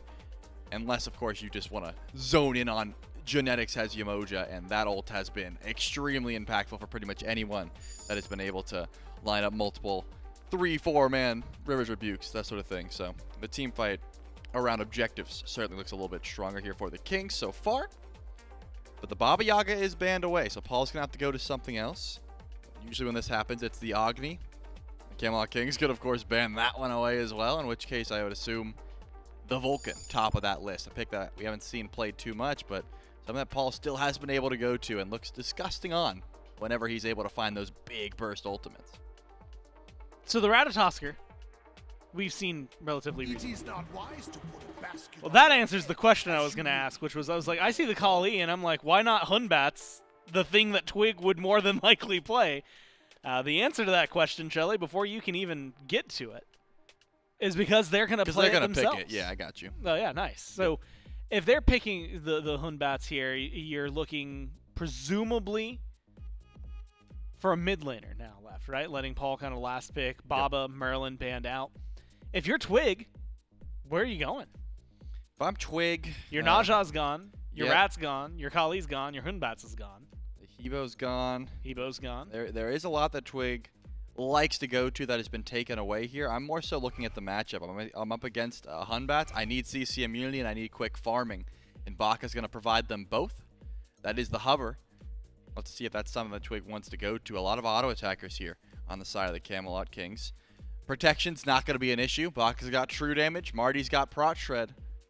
And of course the Styx Ferrymen still need Paul's pick, which again, I still think Agni would have been the go-to, but now that the Baka's here, maybe you want something that can get out of the Yemoja wall as well as doesn't hate the cripple from the Baka goo. And if that's the case, I suppose there's a world where you could pivot and let Aurora grab a support in the last slot and let Paul take the Hell, but I still don't think Hell mid is that great. It used to be something that Paul went to, but it's just fallen through. The tanky Hell is the reason she has played. Being alive, letting cleanse your team, sort of speed them up. Let Paul get a damage dealer in the backline and a hard carry, and that really does change the way the Styx Ferrymen like to play. I still think Kern and Marty need to do a 23andMe. I feel like those dudes are long-lost brothers. The Bakasura gets locked in. I actually, will be honest, I completely blanked on Bakasura's existence here. Well, they did switch it up. But we haven't seen any change-ups, at least in the support role. So that is Hell playing, or Paul playing Hell, something that you had kind of talked about, having that flexibility, having that capability. Compared to some of the other things we've seen Paul playing, do you like the Hell slotting into the same spot? I don't in particular, just because I don't think the Hell mid has had the greatest success. You know, you throw in a regrowth, you can zoom around, of course, but Baka and Marty are going to have tons of poke damage and chase down, which are two things that are very good at ruining what Hell likes to do. It's just all about positioning, you know? Think about the couple of gods that Paul's been playing where he's been able to go, like, relatively undying. It's been the Baba and the Marty. They have these get-out-of-the-jail-free cards, whereas Hell, she just has to run away. You know, she has to try to zoom out, and it's very difficult to do so. So, a lot of peel going to be needed to use on Paul. I assume Batz is going to be hovering around the mid lane, not even looking for aggressive ults, more so for defensive ults, saying, hey, don't worry, I'll peel for you with Fear No Evil. That is the way the Styx Ferrymen like to play anyways. But this one is looking, the draft in my eyes is looking pretty king-sided. Pretty king-sided? Yep. Well, that maybe covers the next question I had for you, which was which way you're leaning, what your inclination is. I'm personally inclined to agree, right? Yemoja, I just see Yemoja, Hercules, Marty. That's still a pretty heavy top 3 for me in general. A lot of weight, though, on this Batz. The Ferrymen, last time, though, Charlie, admittedly didn't have your favor. You were leaning slightly more. It wasn't as egregious, slightly more king-sided than you were Ferryman. It is the amount more Kings weighted now than it was in game 1 for you, to the point where you don't think that it's going to be a similar path. It's the Marty switch up. That's what I'm zoning in on, right? The fact that Paul doesn't have it anymore, now BigManTingz has it, and the Hell is going mid. In my mind, draft is not everything, but it puts you in a good spot. It really does. Sometimes it does some of the heavy lifting for you. Yeah, a good draft can just play the game for you, essentially, if you're able to grab it. So I think, not like the Styx Ferrymen draft is a pushover, you said it yourself, that the Hell, Rama, Vamana is also a great top 3, as long as Cyno is making impactful ults, and the Terra is able to provide CC. Still a very solid team composition in a team fight. It's just, it's hard to imagine the Kings losing 2 in a row, especially with this draft. It's all down to this for the Kings right now, and that maybe carries way more weight as a sentence as it goes, but they need to win this one if they want to continue holding on to that top spot and try to push themselves forward to games 3. Let's find out if they can do it here in game 2. That's right, it's game 2 with the Camelot Kings and the Styx Ferrymen. Thank you so much, Gore and Charlie, on the desk for the breakdown. It's J-Mac, Miff, and Doug to bring you the action for game number 2. Camelot Kings taking a big piece of maybe what made the Styx Ferrymen so successful in game 1. Martichoras now for BMT on the side of the Camelot Kings. And something we haven't seen very much of, and certainly from the player himself in a while.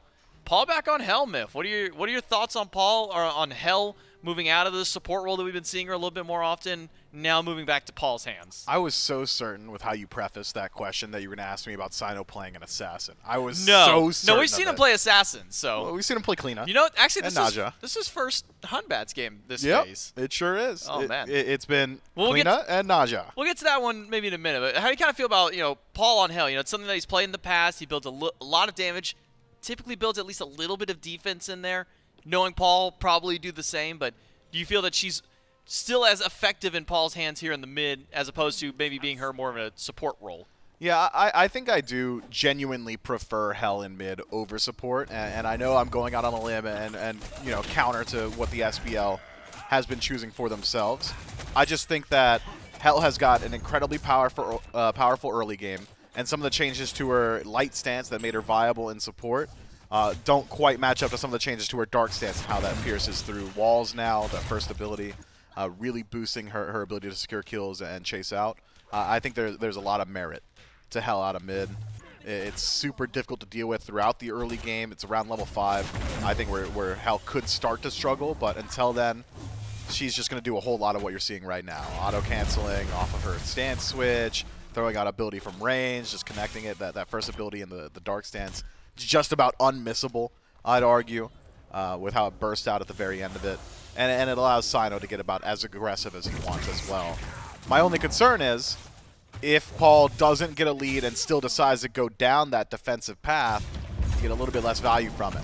Ooh, Cyclone, quick roll away, using the Bastion to defend himself. Turnaround damage back to Genetics.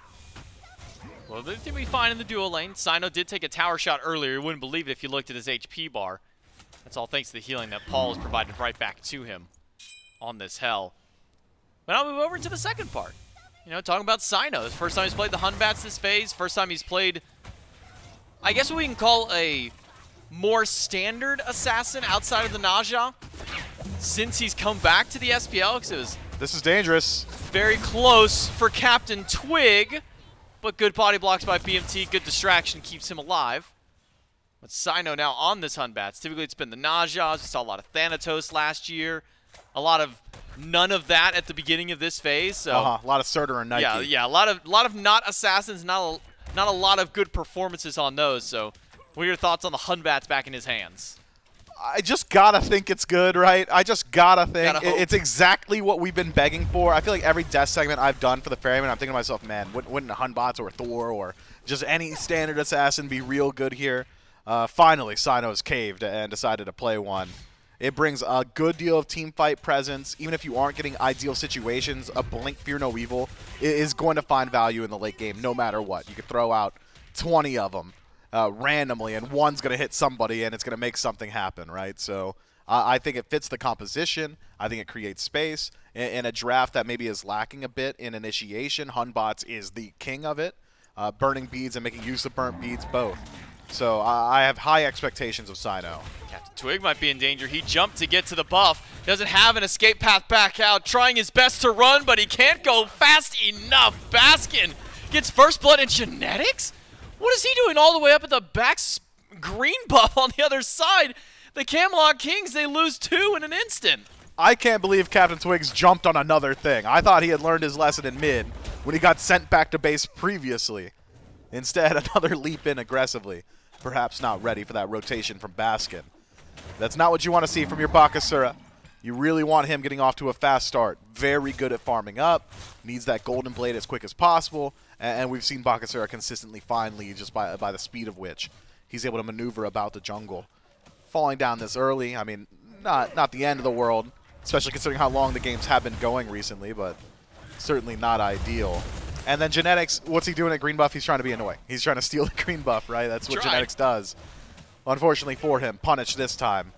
What's that adage? Fool me once, shame on you. Fool me twice, can't put the blame on you.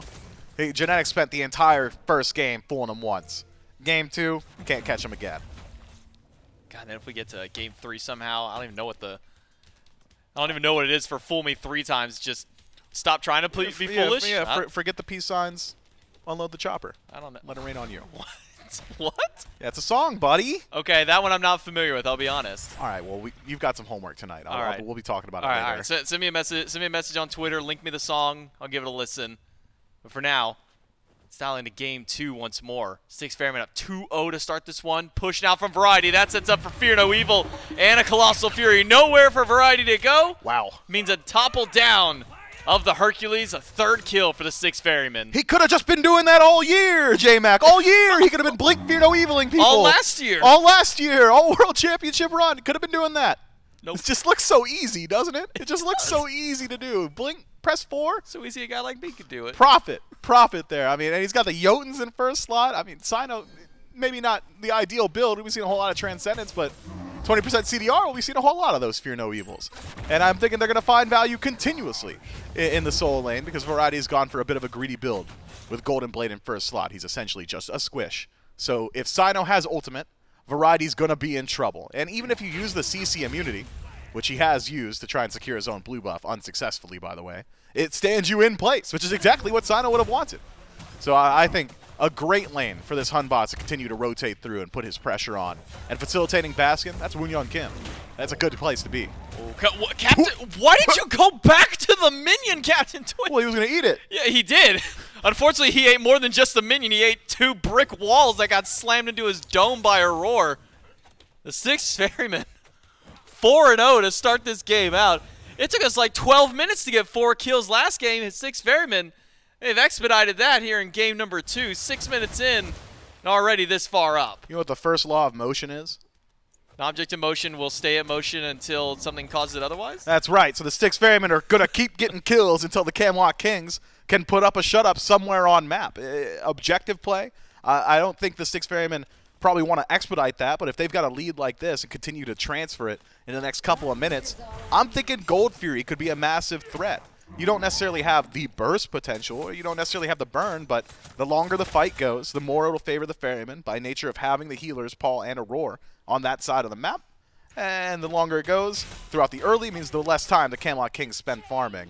Cyno gets... Oh, no, go the other way. Went to the Bastion again. Cyno? I thought him and Baskin may have just gone for the dive there. No boulder for Variety. Used it to clear the wave. He'll live through. I can't believe he didn't TP to Variety. Cyno's patient. He's way better than I would have been. I would have... I'm TPing in, getting punched and dying for sure. No, I'm probably dying. I might be getting the kill, but I'm 100% diving that tower. But Cyno lets that one go for now. We'll see if the Fear No Evil gets used elsewhere on the map this time through. And Jarcorrr is getting the better end of this 1v1 against CycloneSpin. Got him locked under tier 1 tower, still takes half his HP.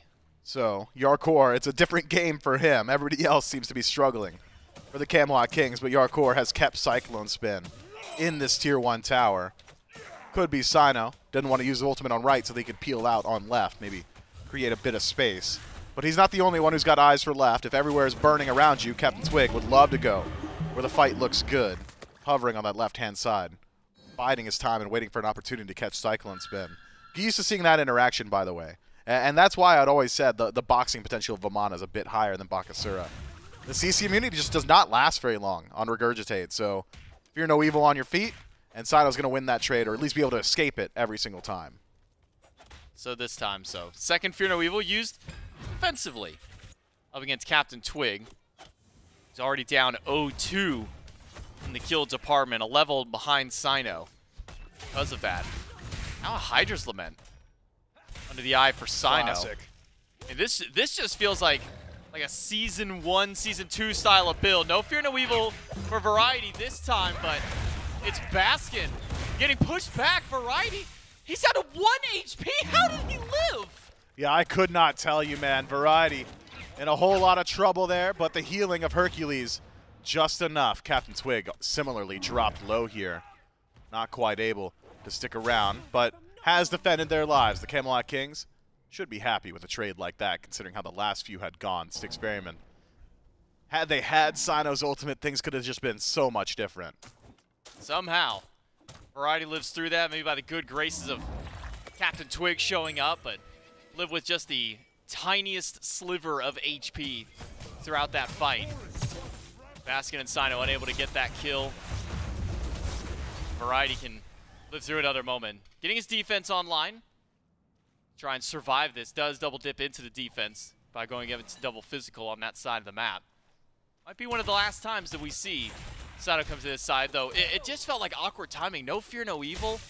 I mean, that kill was just going to have to be down to the raw damage output of those two, so maybe now that ult is back, we see him return back over. Yeah, well, with driving strike down, I understand the attempt from Cyno. And the damage output still certainly there. The auto attack cancels with even a Hydra star. Still pretty good. I don't think this first defense item is going to be enough, J-Mac, to stop a few more rotations towards Variety. I mean, he's 2 levels down, and you've already stacked a good deal of penetration for Cyno. One more defense item, maybe enough to stop Cyno from coming through. Gold Fury for the Camelot Kings. No contest for them. Styx Ferrymen not even aware that this is happening, or at least not even willing to step up to try and see what's going through, so the Camelot Kings can answer back to the 4 kills that the Ferrymen have put up on the board. And now this game getting closer to even, Mifflin. Only 600 gold back and forth now. The Styx Ferrymen have in favor. 1,400 XP. What felt like such a large lead the Styx Ferrymen had really only feels like it's now just on Baskin. Yeah, Baskin, though, is significantly ahead. We'll maintain it with another blue buff invade here. But the nature of how the comeback mechanics have been instilled in SMITE is such that should the Camelot Kings find shutdown kills now, it would likely just put them ahead because they've been able to keep afloat through objectives. Knocking down that Gold Fury is so massive for them. So keep your eyes on Baskin. A kill on him essentially equalizes the lane if Variety gets credit for it. Maybe a kill onto Paul as well would be very significant. So I think the Camelot Kings in a better position than you might believe considering map state. CaptainTwig tries to get aggressive against Aror, but a quick cleanse by Paul. Make sure to bail out his support from any potential danger that could have come his way. Ultimate not available for Twig just yet, so not even going to have that cripple or that slow available to his name.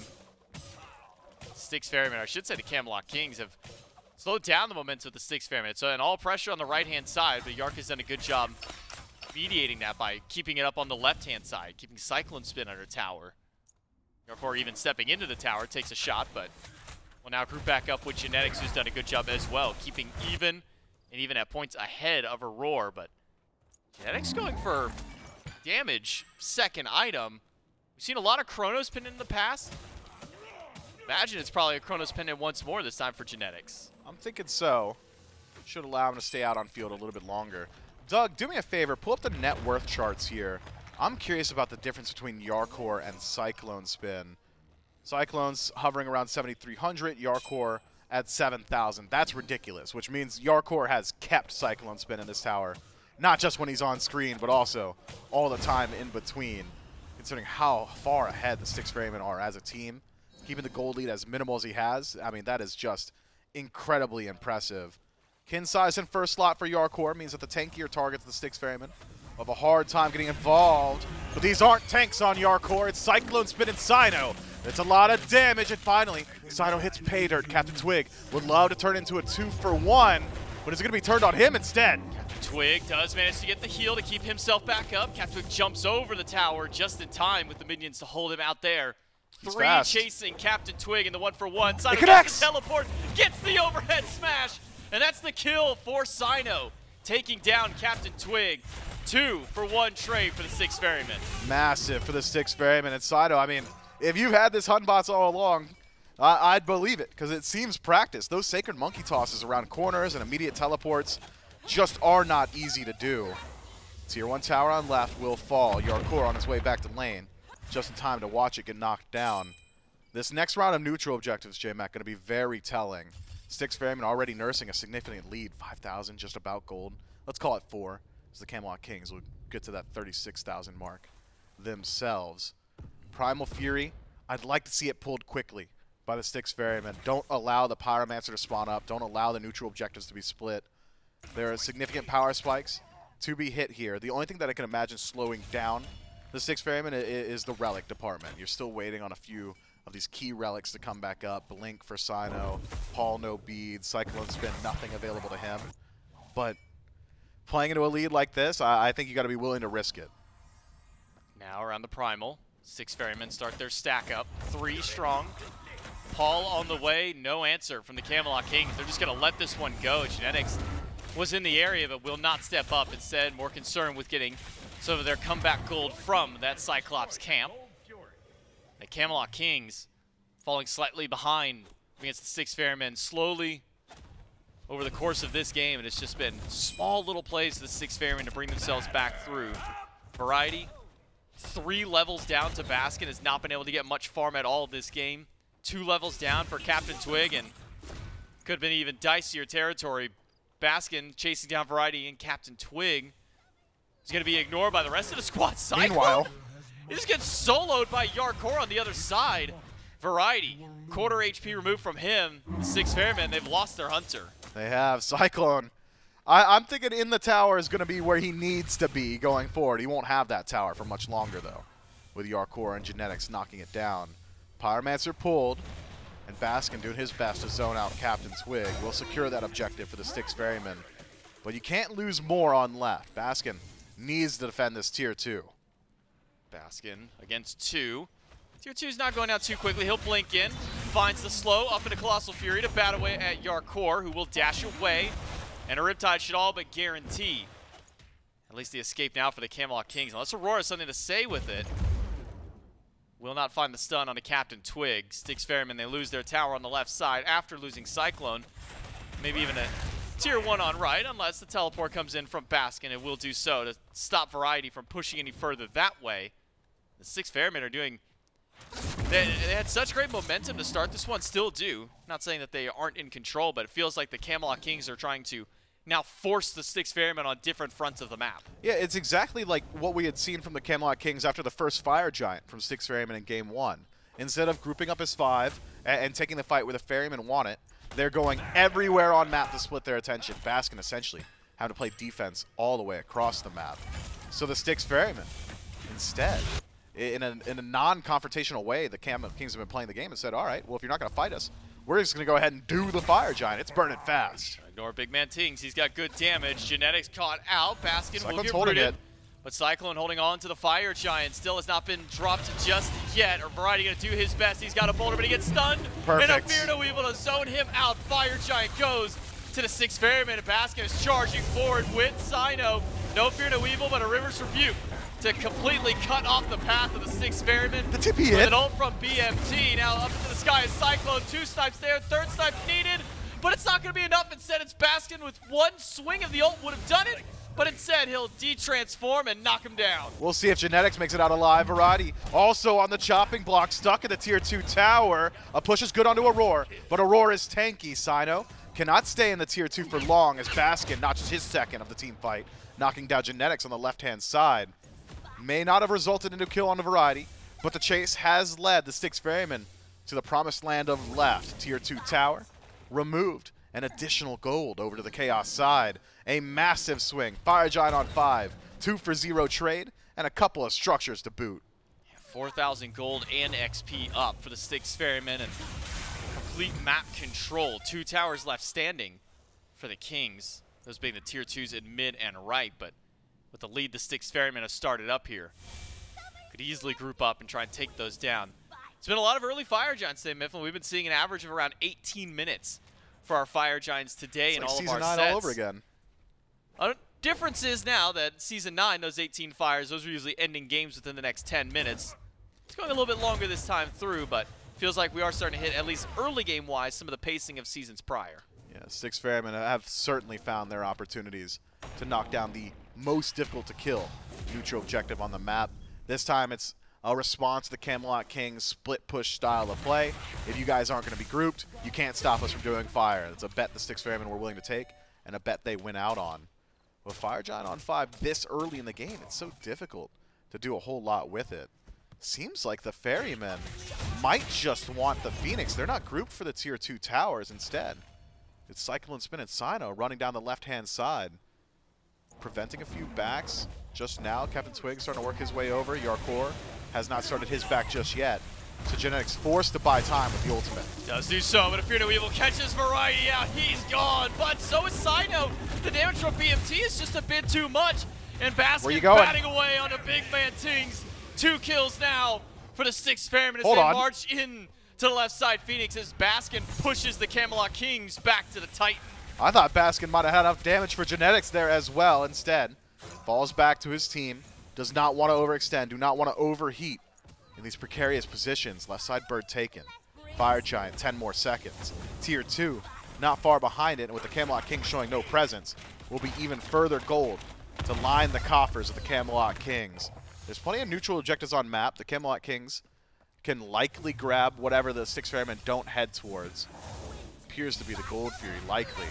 With Bakasura and Jarcorrr over there, CaptainTwig should be able to burn that one down. Pyromancer and Runic Bomb over to the Styx Ferrymen. But it's Baskin once more, who's going to prevent any sort of counterplay. You want the tier 2 tower? Good luck. Baskin's going to stop you. You got to go through the Gnome Child. Baskin going to make sure to keep tier 2 tower safe. Oh, he doesn't see him. Oh, Yark just clear the wave, Baskin. The wall. Nope, not going to clear the wave. So 3 stack for the Kings. Baskin there it is. He's fine. Teleports right back in. Did get a tainted breastplate. Maybe that's what he wanted. To buy time for Cyclone to show up. Now CaptainTwig caught under the tower. Will he have enough? The heal from Genetics is just enough, but Cyclone, he's got the last auto for the jump, goes through. Genetics throws up the River's Rebuke, but they is surrounded by the Ferrymen. Aror, credit to the kill. Is that GG? And 3 down on the Camelot Kings. The 6 Ferrymen with a Phoenix down, they can march right in. It's just BMT and Variety on defense. And Paul can ferry his team all the way across the map with enhanced movement speed. The Styx Ferrymen, they want to end the game. 20 seconds on nearest respawn. It'll be about 10 seconds by the time they get there. This is a dangerous call, J-Mac. It's full HP on the Ferryman. Baskin leading the charge. Ultimate's available on a few. Cyno's going to use his on Variety against the wall and into the grave. Goes the King solo later. The 6 Ferrymen, they don't want to take it to 3 games, Smith. They're going to end it here in 2. But BMT's damage is doing a lot. Not quite enough. Cyno it's down. low. Genetics takes out Aror, but it's just not enough. The Styx Ferrymen close it at 2. I want to see more assassins from Cyno. All right, I know it's a Where's low this sample been? size. It's a low sample size of one standard assassin from Cyno, but man, did it look good, didn't it? Gets involved in the solo lane, makes it happen in the team fight. That Hunbots, a massive turning point for the Styx Ferrymen, and the decision making to go for the end there, that's wild. I don't think there's any other team that's making that call. Maybe the Warriors, but no. Besides them, nobody else. I just want to know where it's been. Why the E-sets? Why the Scotties? Why the Chalks, Nike, Surters? Why all of those when you could just do that? You can do what all those gods are doing, but better on a god like Batz. Wild performance by Cyno. Just what a turnaround he's made. From game 1 to now game 2, taking this more traditional style pick. Looks good for the Ferrymen, and I want to see more of it in the weeks to come. I agree, and the Styx Ferrymen clearly, who are in need of a bounce back here, able to knock down the Camelot Kings. Talk about a moral boost. Yeah, that's maybe the biggest part of all of this, is taking a notch away from the Camelot Kings, pushing them to 5-2, and the Ferrymen now put themselves that much closer to fighting for that top spot. It's a lot of combat over here on the Order side division. We'll see you can come out on top at the end, but that's it for us today on this set. Miff and I are out. We're going to throw it over to the desk to break it down. And the way things go, Trelly, we got some spice. Oh, yeah. And one side, look, we're split into 2 divisions. In the Chaos division, things aren't really that heated up. No. There's the Warriors, and then a couple other guys that are like 2-6. Right. Then you go over here, and suddenly, especially with this win, things are getting a lot closer and a lot more into a very, very fun conversation. Yep. Kings coming in, a team that is, again, a handful of losses. You can count them on one hand how many they've been handed since they picked up Jarcorrr. And one of those now is from the Ferrymen. They just look so good in Game 2. I mean, Game 1 starts out great, right? A couple stumbles towards the end before they get the win. This one, there weren't any stumbles. They just did the thing. They certainly did. And I think big difference maker in this case, getting Baskin ahead, Cyno putting so much pressure over into that lane, the Vamana, the Hunbots were big issues. And because of that, I mean, Baskin looked unkillable, of course. Hits level 20 so fast in that game because of all the presence over towards that lane. And the casters beat it to death, but Cyno had a fantastic performance on the Hunbots. A pick that we haven't seen him play a lot. A pick that can do a lot of things and control the map and go for early ganks like that. And because of that pressure, you got this unkillable mess that Vamana becomes. Well, and something that is not, like, Cyno can play these gods. Like, we've known that, right? Yeah. But it hasn't been done so often recently that even when they banned the Kali, my brain was like, why not, like, Hunbots there, huh? Like, how, like, is Twig really going Kali in this kind of instance? This is because they were going to pick it. It ends up looking really good. Look, 3, 2, and 6. A lot of assists there that then facilitate. Baskin 6-0 on 1. Paul on Hell 2-0 and 7 looked really solid. And the team, I mean, it's just dominance, right? Yep. All through Game 2. And there was a point. I looked at you and I said, "Are they going to end here?" And we both stand up, and you're like, "Oh, it's 19 minutes. There's no way they're going to end here." And then just a few minutes later, you're like, "Oh, wait a minute. Never mind. They're going to end here. A couple more kills, and that's all it takes." A 2-0 here for the Ferrymen. Of course, a long run in their favor at this point. And Charlie, I'm getting excited for them. Row it down. So far, seems to be going well. We've got Cyno standing by for a post-game interview to hear his thoughts. Yeah, row it down for the boat boys. Cyno, the jungler for Styx Ferrymen. First off, congrats on the 2-0 against the Camelot Kings. Not the easiest task to go up against, not the easiest team to take down. I'm just going to open up with this, man. Where has this pick been all season long, man? That was a dominant performance by you in the jungle. Why haven't we been seeing more of this, man? I mean, you know, what I was picking at the beginning of the season, I thought it was good. You know, I still think it's pretty good, but obviously the results weren't there. So I decided to switch up my god pool, pick different gods, and it went pretty well today. Yeah, it's definitely been working out for you well. The Cleanas, the Hunbots now, the Najah worked out so well for you earlier. Talk to me, kind of a little bit about game number 1. This back and forth keeps kind of teetering on knife's edge the entire time through. Going up against the Kings, the team that's known to really kind of persevere through these long games. Kind of talk to me about the team as that game was progressing through. Yeah, I mean, honestly, we had Triple Phoenix down. We probably should have ended that game earlier, but once we messed up, we knew the Kings, they're always doing something on the map. They're always going to try to do something weird. So we knew Twig was going to split push, and especially at the end, we knew they were trying to end the game. But we just 50-50 fire and then try to get our backs off. Yeah, and kind of just tell me how the team's feeling now. You got to win against the Camelot Kings. You're now, I believe, 1 game away from being able to really fight for that #1 spot up against the Kings. So How does the team feel getting a huge win like this over the Kings? I mean, obviously it feels good, but you know, we thought we could do this the whole entire season. We think we should have been winning the entire season, so this is like our goal. This is our baseline to win all these sets. And kind of talk to me about, you know, Paul going back onto the Hell. We've been seeing a lot of Hell support so far this season. All the healer mages come back for the support role. When y'all locked in the Hell at the beginning of the draft, did y'all know that was going to be a Paul Hell, or were y'all just kind of waiting to see if you could throw that one over towards him? Honestly, we were just flexing it, you know. We're confident in both Auror's Hell and obviously Paul's Hell, so we're just comfortable flexing that pick. Well, it looked really good for you guys here in game number 2. Cyno, congrats on the 2-0. I'll let you get back with the team. And we'll go back to the desk to close it out. Well, it's a fun day here, Chelly. 2 of our sets go all 3. I thought this one was about to. Oh, yeah. And then I saw how game 2 was playing out, man, and things shifted up. It's insane seeing what they've been able to do. And that's just 2 of the 3 days so far this weekend. You want to take a peek, see at what is going on, what has been, what will be. A couple of 2-0s so far this week. A few 2-1s. And tomorrow? Well, tomorrow, Chelly, is a day that I'm expecting a lot of interesting results as well. Kings, it doesn't stop for them right here. They come back in the morning. They're going to be playing up against the Warriors. Dragons will take on the Gladiators in conference. And then the Hounds will play the Ravens. Now, Chelly, I know what you're thinking. Okay. Because you're a visual dude. Of course. What do those sets mean anymore? What does it matter? I wish I could see where all the teams like stand. Yeah, like if something like a standings. Oh. For the Dragons and the Gladiators, we'll ignore them for now. Instead, look at the left side of your screen, because that's 5-2. Ravens and Hounds play tomorrow, so whoever wins that will be at 5-3. Kings will play the Warriors, so either a 6-2 or a 5-3 scoreline for them, and now 4-4 for the Ferrymen. And Trelly, if you're looking at it, Ravens still have 3 matchups, including tomorrow's, to play. Right? The Hounds still have 3 matchups, including tomorrow's to play. The Kings, 3 matchups, including tomorrow's to play. The Ferrymen only have 2. So the best they can do, assuming they win, they play the Ravens next week. And then after that, they play the Hounds. So it's nothing but in division. If they win both of those, suddenly you're talking 6-4. And that is where this weight is, right? The Warriors on the right-hand side, 7-0 versus 2-5. There's no one who can catch them on that side of the divisions. And so they are going to Masters. Don't have to worry about anything else. Congrats. That's something that they get to be happy about.